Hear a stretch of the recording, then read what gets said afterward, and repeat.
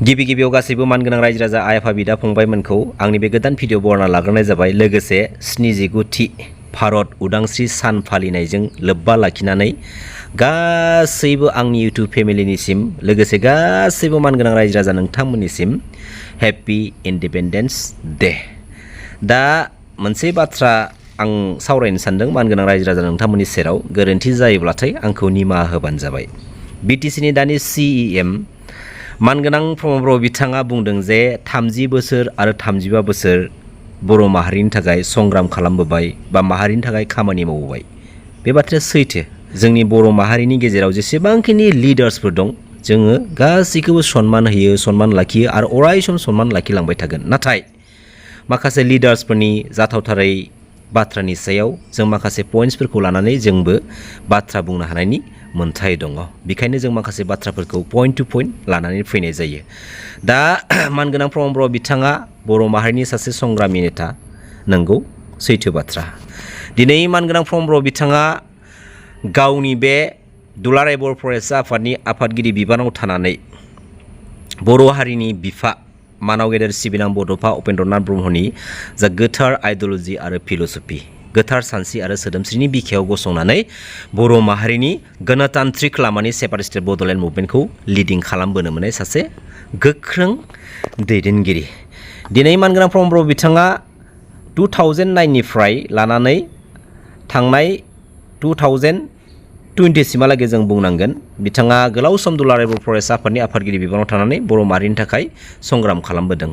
दा बै गावनि संग्राम खालामबोनाय समाव मानगोनां प्रमद बर' बिथाङा गोबां रोखोमनि गोबां बाथ्राफोरखौ बुंनानै बुहुमनि साफ्रोमबो बर' फिसाफोरनि सिगाङाव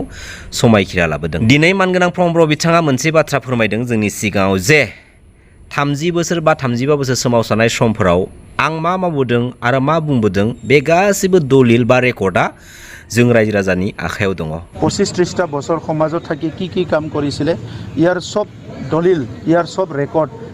জল পট সবৰ ৰাইজৰ আগত আছে। नंगौ, दिनै मानगोनां प्रमद बर' नोंथाङा नोंथांनि बे 30 बोसोर 35 बोसोर संग्राम खालामबोनाय समाव माबायदि बाथ्रा बुंदों आरो माबायदि बाथ्रा बुंनानै समायखिरा लाबोदों बेनि गासैबो रेकर्डआ जोंनि आखायाव दङ। आरो दिनै नोंथांनि जेसेबांखिनि गोख्रों हारि सेन्टिमेन्टेल बाथ्रा बुंनानै बुहुमनि साफ्रोम बर' फिसाफोरनि सिगाङाव समायखिरा लाबोनाय बै बाथ्राफोरखौ जों दिनै गोसोखांबाथाय दुखु मोनो, लोगोसे बेराफारसेथिं लाजिनायबो मोनो। मानि थाखाय जों लाजि मिथिगौ ना? दिनै बै माखासे बाथ्राफोरनि जा लाइन्सफोर, बे लाइन्सफोरा जोंनि बर' माहारिनि आपकामिं इयुन जेनेरेसननि माइन्डखौ माने डाइभार्ट खालामबाय थायो। दा थिग सेम अबस्थायाव आंबो दङ, जेराव मानगोनां प्रमद बर' नोंथाङा बै गोथार बड'लेण्ड मुभमेन्टनि बिखायाव गसंनानै जेब्ला समसिमहालागै सेपारेटिस्ट बड'लेण्ड जाया अब्ला समसिमहालागै सोमावसारलांबाय थागोन। सेपारेटिस्ट बड'लेण्ड जायागौमानि मालाबाबो आंनि डाइरेक्ट प्लुस स्टप जाया। आरो जाय सानखालि सेपारेटिस्ट बड'लेण्ड जागोन बै सानखालि आंगो गामि सौरागुरि गामियाव थांनानै आमाय आनै आदै मादैमोनजों रुजु रुमु संसार जाहैनायनि बाथ्राखौ बुंदोंमोन। आरो बै समाव मानगोनां प्रमद बर' नोंथांनि जा गेदेर हारि सेन्टिमेन्टेल बाथ्रा बेखौ फोथायदोंमोन, थुलुंगा होदोंमोन, नङा होमबा? दा दिनै जों मोनसे फोरमान मोनबाय जे मानगोनां प्रमद बर' नोंथांनि बै समनि बुंबोनाय समायखिरा लाबोनाय गासैबो बाथ्राफ्रा नंखायमोन। दिनैयो माबोरै जों फोरमान मोनदों? बे थांनाय 2020-27 जानुवारि BTR एग्रिमेन्टनि गेजेरजों। दिनै मानगोनां प्रमद बर' नोंथांनि बुंनाय बाथ्राखौ जों गोसोआव दङ। नोंथाङा बुंदोंमोन आं गावबुराबो जाया, आं मन्त्रि मिनिस्टार चिफ EM जानो थाखाय मालाबाबो सोमावसाराखै। जेब्ला समसिमहालागै सेपारेटिस्ट जाया अब्ला समसिमहालागै सोमावसारलांबाय थागोन। नाथाय थांनाय 2020-27 जानुवारि जा BTR एग्रिमेन्ट, बे BTR एग्रिमेन्टनि MOSनि हेडिं लाइनाव comprehensive and final solution to their demands while keeping intact the territorial integrity of the state of Assam. बे बाथ्रानि जिथु लाइन बेयो मा फोरमायखो? comprehensive and final solution to their demands। जोंनि बर' माहारिनि माबे मोनसे डिमान्ड्सखौ लानानै comprehensive and final solution लिरनानै लाना फैनाय जाखो? दिनै BTR एग्रिमेन्टनि जाय लाइननि बाथ्राफोरखौ जोङो लिरनानै लाना फैनायखौ नुनो मोन्दों बेखौनो फोरमायदों जे जोंनि बर' माहारिया बे आसाम स्टेटनि मेपखौ थाखानाय माखासे बाउन्डारिफोरखौ बोफ्लेयालासिनो बा एसेबो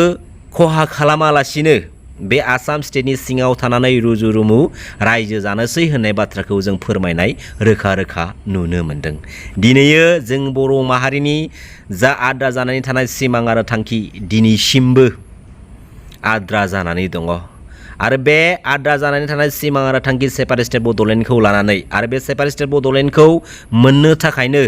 दावहा नांनानै जोंनि बर' हारिनि हाजार हाजार बर' फिसाफ्रा हाजार हाजार बर' जोहोलाव आरो जोहोलावजोफ्रा गावबा गावनि बेसेन गोसा जिउखौ दिनैयो बावसोमलांबाय। हाजार हाजार बर' फिसाफोर थैखांनायनि उनावहाय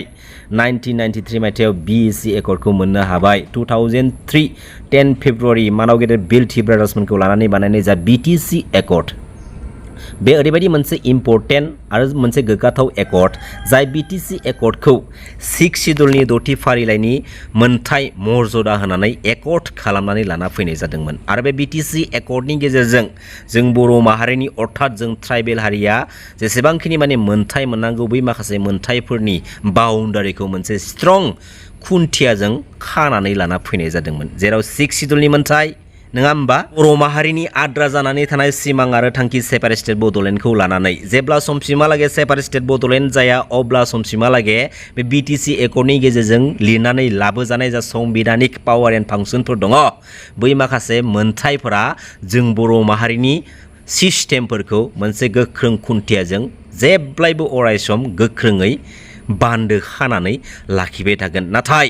दिनै बे BTC एकर्डनि माखासे पावार एन्ड फांसन माखासे बर' माहारिनि गोख्रों सिस्टेमफोरखौ नुनानै बे आसाम स्टेटनि बर' हारिनि सुथुर जों ट्राइबेल हारिनि सुथुर एन्टि बर' एन्टि ट्राइबेल हारिनि मास्टार माइन्डेड डार्टि माइन्डेड लिडारफोरा जों बर' हारिनि गादि लुबैसुला रां लुबैसुला गुनजेट आखुनि देवानि स्टाइलनि दाबुं गाजामारा गांगा थुफा साइसनि लिडारफोरखौ दिनैयो गावसोरनि पकेटनि मोनसे पेकेज खालामनानै जोंनि बर'नि न'खरावनो जोंनि बे BTC काउन्सिल पलिटिकेल सिस्टेमाव दिनैयो मोसौ बायदि इउज खालामगासिनो दङ, जेराव दिनैयो जाय मानगोनां फ्रमब्र बिथाङा माहारिनि एसेबां गोख्रों गेदेर गेदेर खामानि मावबोखांनायनि उनावहाय पलिटिकेल सिस्टेमाव CMनि सियाराव जनो मोननायनि उनावबो दिनै गावनि बर' फिसाफोरखौनो दिनैयो सिनायनो रोङैया जोबोद लासिंसिंनि बाथ्रा, जेराव मानाव गेदेर फ्रमब्र बिथांनि गभर्नमेन्ट दैदेननाय समाव जोंनि बर' फिसाफोरनि न'खौनो बै चिरां डिस्ट्रिक्टआव इभिक्सन खालामनानै बुफायनाय माखासे नुथायखौ जों नुनो मोन्दोंमोन आरो बे पर्बतजरा बासबारि फाग्लिजरा ओनसोलनि हाखौ आदानि कम्पानिनो होथारनो थाखाय माखासे जाथावथारै गोसोम पावारफोरखौ बै जोंनि बर' फिसाफोरखौ हेरेसमेन्ट खालामनाय जों नुनो मोन्दों आरो बायथ'आव बड'फानि बै समनि बड'लेण्ड मुभमेन्टआव आसाम पुलिसखौ होस्रांनो थाखाय बर' बिमा माहारिफ्रा आखायाव हासिब सुवा लानानै जिथु बड'लेण्ड मुभमेन्ट खालामबोनाय बै मोनसे सम, बे समखौ बै पर्बतजरायाव जोङो नुनो मोन्दोंमोन, जेराव आदानि कम्पानिनो हाखौ थैना थांगोन नाथाय मालाबाबो होआ आरो अयथासार बांद्राय अयथासार जानायनि थाखाय बै पर्बतजरा बासबारि फाग्लिजरा ओनसोलनि बर' बिमा माहारिफ्रा आखायाव हासिब सुवा लानानै लामायाव धरना होनायखौ जोङो नुनो मोन्दों। दा दिनैयो जोंनि बर' हारिनि साथाम साब्रैसो लिडारफोरा गावनि माखासे मुलाम्फानि थाखायनो जोंनि बर' फिसाफोरखौ दिनैयो हेरेसमेन्ट खालामगासिनो दङ पलिटिकेलि आरो बेराफारसेथिं पलिटिकेलि दिनै माखासे परिबर्तननि बाथ्रा बुङो, दिनै गोजोन सान्थिनि दिनै बाथ्रा बुङो। दिनै मानगोनां फ्रमब्र बिथाङा मोनसे बाथ्रा बुंबावदों जे जों मालाबाबो बा आं मालाबाबो सोरनिबा थांखांनाय बाथ्राफोरखौ बा सोरनिबा माखासे सिस्टेमफोरखौ लानानै पलिटिकेलि बाथ्रा बुङा। हाग्रामा महिलारी डाঙरीया हल बेलेगक दग जापि দি নিজৰ মানে কামটো কৰিব বিচাৰে আৰু আমি কাকো দগ জাপি দি কাম কৰিব নিবিচাৰোঁ। नाथाय जों नुनो मोनो जे 17 इयार्सआव मानाव गेदेर हाग्रामा महिलासारा जेबोआनो मावबोआखै। दिनै खुगाजों बुंना मा जानो, खिन्थु रोखा रोखा आगर बायदि एरजुना दोननायखौ जों नुनो मोनो। मा मावाखै दिनै मा मावाखै दिनैयो बे 17 इयार्सआव मानाव गेदेर हाग्रामा महिलासारनि BTC काउन्सिल गभर्नमेन्ट दैदेननाय समाव जेसेबांखिनि लामा दालां न'फोर मावबोदों बै मावबोनानै दोननाय माखासे लामा दालांफोरखौ न'फोरखौ मानगोनां फ्रमब्र नोंथाङा नोंथांनि बे दैदेननाय गभर्नमेन्टनि समाव रिपेयारिं खालामस्लाबजोबनोबो हायाखै, जेराव मानाव गेदेर हाग्रामा महिलासारनि 3 कौटि रांजों बानायनाय गंसे गेस्ट हाउसखौ रिपेयारिं खालामनो थाखायनो 12 कौटि रां गोनांथि नांगौनि बाथ्राखौ जोङो नुनो मोन्दोंमोन। बेसे लासिंसिंनि बाथ्रा बेफोरो। दिनै जाख्ल'नाय गैयै सरखार होननानै बुङो, नाथाय जों प्रेक्टिकेलि माखासे नुथायखौ जोङो नुनो मोनगासिनो दङ। जोबोद माने साननो गोनां बाथ्रा। दिनैयो बुहुमनि साफ्रोम मानगोनां रायजो राजा आइ आफा बिदा फंबायमोननिसिम मोनसे सैथो बाथ्रा बुंगोन आङो सेपारेट स्टेट बड'लेण्डखौ जोङो जाय समसिमहालागै सोरजिनानै लाबोनो हायाना हायागौ मानि बे मानाव गेदेर बेल्टि ब्रादार्समोनखौ लानानै बानायनाय जा BTC एकर्ड बे BTC एकर्डनि माखासे संबिधानिक मोनथायफोरा जोंनि बे बर' माहारिनि ट्राइबेल हारिनि माखासे सिस्टेमफोरखौ जेब्लायबो सेभ होलांगोन बेखायनो फार्स्ट अफ अल जों BTCखौ बासायनांगौ आरो दा समाव BTCखौ बासायनांगौ होननाय बाथ्राया बेनो बे BTC एकर्डखौ फोथांफिननानै लाबोनांगौ आरो जों जुदि BTC एकर्डखौ फोथांफिननांगौब्ला बे BTC एकर्डखौ सिगनेचार खालामनानै सागान होनानै एकर्ड खालामना लाना फैदोंमोन बै मानगोनां सारमोनखौ मेदाममोनखौ जोङो सापर्ट होनांगोन अब्ला बे बाथ्राया मा मानाव गेदेर हाग्रामा महिलारि सार ना होमबा बे आपकामिं 2025 BTC बिसायख'थिनि गेजेरजों मानाव गेदेर हाग्रामा महिलारि सार अर्थात बिथांनि दैदेननाय बे BPF पार्टिखौ जोङो हाई मोनसे मेजरिटियाव जोंनो BTC काउन्सिल गभर्नमेन्टखौ सालायनो थाखाय टटेलि 21टा सिट मोनबानो जोङो गभर्नमेन्टखौ दानो हायो बेखायनो 21टानिबो बांसिन सिटखौ BPF पार्टिनिनो जोङो सापर्ट होनानै गावबा गावनि बे मोनफा मोनफा बेसिं सापर्टखौ थुनानै जोङो देरहासार खालामनो हाथारनांगोन मानगोनां रायजो राजा नोंथांमोन मिथिगौ ना BPF আৰু মিত্ৰতাৰ লগত আগামী 25 বছৰলৈ কেতিয়াও মিত্ৰতা নহয় আজি মই এমাহ ধৰি হিটোৱে কথা কৈ আহিছো এফসু এটা নিজাভাৱে এটা সংগঠন এফসুৰ লগত ইউপিপিএলৰ কোনো লিংক নাই 14 লাখ মেম্বাৰশ্বিপ থকা ইউপিপিএল দলে কোনোবা এফসু কোনোবা কিবা আমাৰ কোনো শুনিব লগা নাই আগন্তুক 25 বছৰলৈ আমাৰ BPFৰ লগত মিত্ৰতা নহয় চেয়াৰমেন বিতাং राकेश ब्रह्म बिथाङा फंसे बाथ्राखौ बुंनायखौ जोङो दखरा आफादफोरा जोङो गनायना लानो हायाखै सालबारि डिस्ट्रिक्ट इउपिपिएल आंनि मोनसे प्रग्राम दंमोन बेवहाय मैया एबसुआ जि खावलायनाय BPF आरो इउपिपिएलनि गेजेराव बेखौ सांबादिकनि बारे बारे सोंनायाव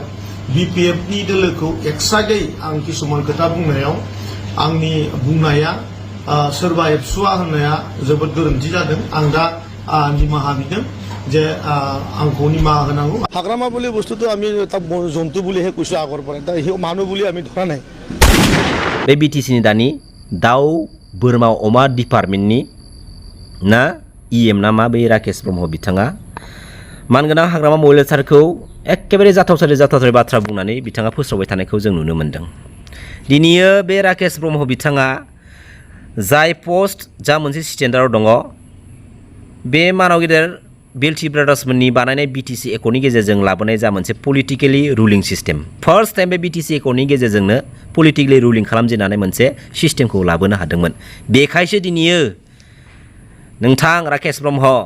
नोंथाङा बेफोरबायदि पलिटिकेल डायलग मारिनो सुजुग आरो सुबिदा मोन्दों आरो मिथिनायावथ' राकेश ब्रह्म नोंथांखौ बै BPF गभर्नमेन्ट समावनो नोंथाङा गोबां रोखोमनि लामा दालांफोर बानायनानै एसे माने पकेटाव रोजा खालामनो हादोंमोन ना दिनैयो राकेश ब्रह्म नोंथाङा जाय थोरसियाव दाना मोनजादोंमोन आरो बे थोरसिनि मालिकखौनो दिनै नोंथाङा जाथावथारै बाथ्रा बुंनानै नोंथाङा दिनै फोस्रावगासिनो दङ एक्चुअलि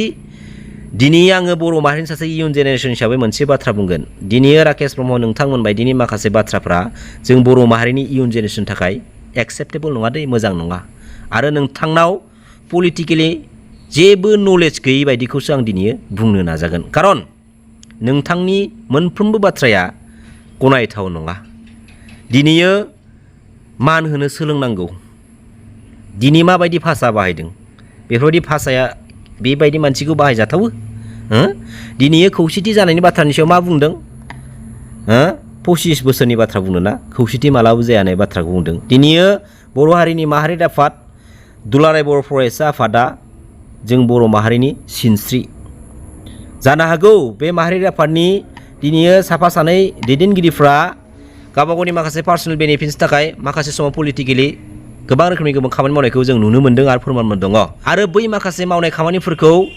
बर' माहारि आफाद दुलाराय बर' फरायसा आफादनि गोबां मावथिफ्रा मिथिस्लाबाबो जानो हागौ नाथाय माहारियारि आफादखौ थोंजोङै बेफोरबायदि सोरबा दुसिनो नाजानाय बा दुसिनायनिफ्राय गोजानाव थायोब्ला मोजां जागोन सोरबा दैदेनगिरिनि बा सोरबा वर्कार्सनि माबा मोनसे गोरोन्थि नुदोंब्ला बै वर्कार्सखौ थांखिनानै बाथ्रा बुंहर दिनै खौसेथि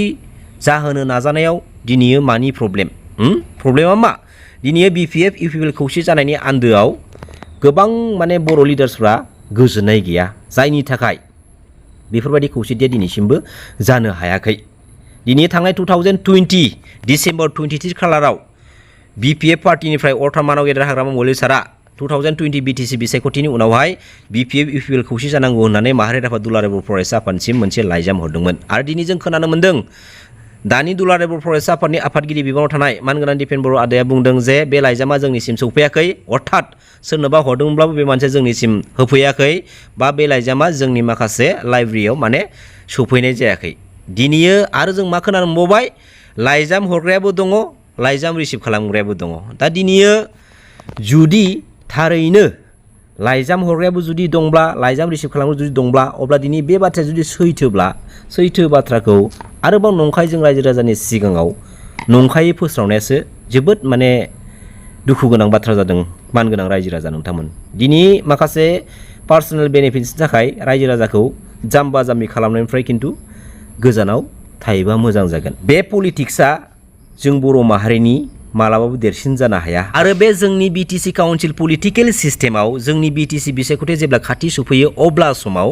पलिटिकेल इस्युखौ लानानै गावजों गावनि गेजेरावनो गावनि बिदा फंबायनि गेजेरावनो बुलायलायनाय होसोलायनाय धमकि होलायनाय आरो बेफोरबायदि थार्ड क्लास लेभेलनि आखुखौ गार दिनै रंजा बाजा दिनैयो बे पलिटिकेल सिस्टेमखौ जोङो बारहोनो नाजा दिनै बयहाबो फान्डामेन्टेल राइट्स दं बयहाबो मोन्थाय दङ गावनि गोसो बायदि जायखिजाया पलिटिकेल पार्टियावनो सापर्ट होनो हानायनि दिनै जों रावखौबो दुसिनो हाया ओइ आमखाया आमखानि ओइ आमखाया आमखानि आमखाखौ लेंहरनाङा आमखाखौ माथो होनाङा बेयो सबसे थार्ड क्लास मिथिबाय लोगो जा मिनि तामसा फुर्ति खालाम